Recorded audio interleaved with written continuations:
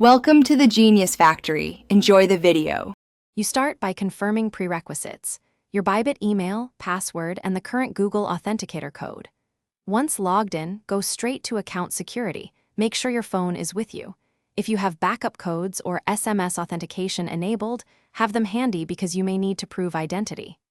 Do this now, don't stall.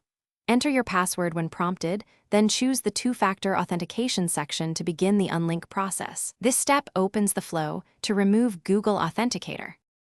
You will now perform the core verification steps. Click Disable next to Google Authenticator. The platform asks for multiple confirmations. Enter the email code, the SMS code if prompted, and the current authenticator code to prove you control the account.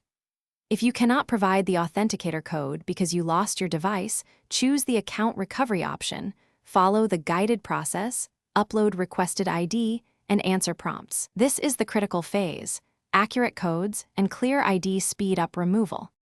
Once verification succeeds, confirm you want to remove Google Authenticator and complete the unlink action. Make sure to immediately save any new backup codes, and if you still need two-factor protection, set up a new Authenticator app or Hardware 2FA right away. If removal fails or the system flags your attempt, contact Bybit support. Provide the same verification documents you used earlier. A key troubleshooting tip: if codes aren't accepted, sync your phone clock with network time and retry. Thanks for watching. If you found this helpful, don't forget to like and subscribe.